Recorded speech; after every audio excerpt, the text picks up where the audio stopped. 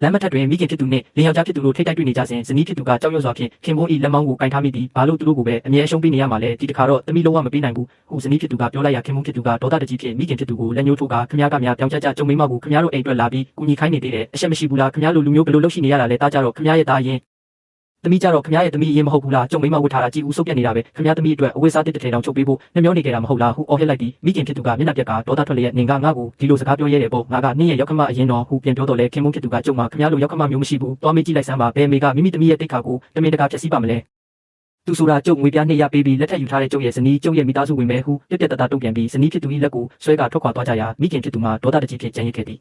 လမ်းလျှောက်ရင်းဇနီးဖြစ်သူကသူကသမီးအတွက်အဝတ်စားတစ်နဲ့ဖက်နှက်တစ်တွေဝယ်ပေးတယ်မိဘအိမ်ကတော့ပတ်စံအတွက်နဲ့သမီးရဲ့တိတ်ခါကိုတမင်တကာဖျက်ဆီးခဲ့ကြတာဟုရင်ထဲကနေတွေးတောနေမိသည့်အိမ်ရှိတွင်မိခင်ဖြစ်သူကဒီလိုသမီးမျိုးကမွေးရကြိုးမနှက်ဘူးကြွေးရတာမတန်ဘူးပတ်စံလဲကုန်တယ်ဆန်လဲကုန်တယ်ဟုတယောက်တည်းရေရွတ်ကြံရစ်သည်အိမ်ထဲရောက်တော့အခါဇနီးဖြစ်သူကထမင်းစားပွဲကိုတိတ်ဆိရန်ပြင်းရင်သမီးပကံတွေတွားဆေးလိုက်အောင်မယ်ဟုပြောတော့လေခင်မုန်းဖြစ်သူကမောက်မောက်တောက်တောက်ဖြင့်မင်းကိုလေးကပိန်ပိန်ညောင်ညောင်နဲ့ပကံဆေးနိုင်အောင်မလားဟိုနားသွားနေလိုက်ပကံတွေခွဲမိရင်ပတ်စံတစ်ပေးပြီးပြန်ဝင်နေရအောင်မယ်ဟုဆိုကပကံများကိုယူပြီးကိုယ်တိုင်ဆေးရန်ထွက်သွားသည်ဇနီးဖြစ်သူကပြုံးကကြည့်နေမိပြီးအရင်အိမ်မှာတော့နေတိုင်းသမီးပဲပကံဆေးခဲ့ရတာသူကနှုတ်ကြမ်းပေမဲ့စိတ်ထားနှူးညံ့တဲ့သူပါသူနဲ့လက်ထက်ရတာတကယ်ကံကောင်းပါလေသူကအမြဲမျက်နှာထားတင်းတင်းနဲ့သမီးပကံဆေးတာတန်ရှင်းမှုမရှိဘူးလို့အပြစ်တင်တတ်ပေမဲ့တကယ်တော့သမီးကိုအပင်ပန်းမခံစေချင်ုံတင်ပါသူကအပြောချိုချိုလေးမပြောတတ်ပေမဲ့သူ့ရဲ့လုပ်ရက်တွေနဲ့ပဲသမီးပေါ်အမြဲကောင်းပေးရှာတယ်ဟုတွေးတော့ကကြည်နူးနေမိသည်ညဘက်တွင်ဇနီးဖြစ်သူအိမ်ပြင်၌ထိုင်နေစဉ်ခင်မုန်းဖြစ်သူထွက်လာပြီးဟေ့ညကြီးမင်းကြီးမအိပ်ပဲအပြင်မှာချင်းထွက်ကြွေးနေတာလားဟုဆက်နောက်ပြီးဇနီးဖြစ်သူကခေါ်လိုက်ရခင်မုန်းဖြစ်သူကကရင်ပေါ်တွင်လှဲချလိုက်ရင်အစင်သင့်မဖြစ်သေးဘူးမဟုတ်လားကျုပ်မင်းကိုအတင်းကျပ်မလုပ်ပါဘူးကျုပ်ကိုကြောက်စရာမလိုပါဘူးကျုပ်ကမင်းကိုဘာမှအတင်းကျပ်မလုပ်ခိုင်းပါဘူးမင်းအစင်သင့်ဖြစ်တဲ့အထိစောင့်ပါမယ်ဒီလိုရိုးအမိမလေးကိုယူထားရတာတကယ်ချစ်စရာကောင်းတာပဲဟုပြေရွတ်သည်ဇနီးဖြစ်သူကရှင်ပါပြောလိုက်တာလဲဟုမေးရမင်းအလေးလို့ပြောတာတကယ်ကိုမလဲမဝဲလေးဟုပြန်ပြောတဲ့ဖြင့်ဇနီးဖြစ်သူကရှက်ပြုံးလေးဖြင့်ခင်မုန်း၏ပကုံးပေါ်သို့မိချလိုက်ပြီးနှစ်ယောက်သားကြည်နူးစွာရှိနေကြသည်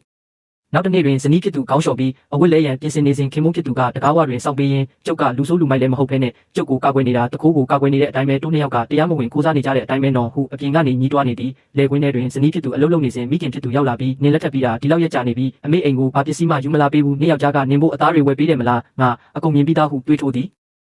ဇနီးဖြစ်သူကဒါကသူသမီးအတွက်ဝယ်ပေးတာအမေကသမီးကိုလုံးဝမချစ်ဘူးသမီးကိုအတုံးချနေတာအခုသမီးကသူတို့မိသားစုရဲ့လူဖြစ်နေပြီဟုပြန်ပြောရမိခင်ဖြစ်သူကနှစ်ယောက်ျားနဲ့အပေါ်အမြဲကောင်းနေမယ်ထင်လို့လားသူကမိမအတရခါစားမှုနှစ်ရက်လောက်တိခံနေတာနောက်နှစ်ရက်နေရင်နင့်ကိုမျက်နှာပြပြတော့မှအဲ့ဒီကြရင်နင်ကအမေအိမ်နဲ့နင့်မောင်ကိုပဲအားကိုးရမှာမဟုတ်ဘူးလားဟုဆိုပြန်သည်ဇနီးဖြစ်သူကသူတို့နှစ်ယောက်ပေါင်းရင်တော့ကျုပ်ယောက်ျားတစ်ယောက်တည်းကိုမမီဘူးသူကသမီးပေါ်အကောင်းဆုံးလူပဲဟုအခိုင်အမာပြောသည့်အခါမိခင်ကနှစ်ယောက်ျားနင်းကိုရိုက်တဲ့အခါကျရင်တော့အမေအိမ်ဘက်ကိုပြေးမလာခဲ့နဲ့ဦးဟုနှုတ်ဆိုဖြစ်ပြောတော့လဲဇနီးဖြစ်သူကသမီးကိုဘယ်တော့မှမရိုက်ဘူးသမီးအတွက်အဝတ်စားတစ်တွေတောင်ဝယ်ပေးသေးတယ်ဒါကသမီးဘဝမှာပထမဆုံးအကြိမ်အဝတ်တစ်ဝတ်ဖူးတာပဲဟုဆိုကခင်မုန်းဖြစ်သူကိုကြည့်ပြီးလှပစွာပြုံးနေမိသည်ဇနီးဖြစ်သူကထမင်းချင်းတောင်းကိုယူဆောင်လာပြီးသမီးထမင်းချက်လာတယ်ဟုပြောရခင်မုန်းဖြစ်သူကကောင်းပြီနေရရှာပြီးအတူတူစားကြတာပေါ့ဟုဆိုကတစ်ပင်ရဲ့အောက်တွင်နှစ်ဦးသားထမင်းအတူစားကြသည်ခင်မုန်းဖြစ်သူကဒီနေ့မင်းမေတို့ကမင်းကိုနှိပ်စက်သေးလားသူများကိုအနိုင်ကျင့်မခံတဲ့ကြားလာကျုပ်ကမင်းရဲ့ယောက်ျားပဲမင်းအနိုင်ကျင့်ခံရရင်ကျုံမျက်နှာဘယ်နာသွားထားရမလဲဟုမေးရဇနီးဖြစ်သူကအမေကပြောတယ်ရှင်ကအခုပဲကောင်းပြနေတာနောင်ကြရင်သမီးကိုရိုက်မာတယ်ဟုပြောပြသည်ခင်မုန်းဖြစ်သူကအံ့ဩစိတ်ဆိုးကကျုံမှာယောဂရှိလို့ကျုံမိမကိုပြန်ရိုက်ရမှာလားသူတို့ကတကယ်ယူနေတာပဲ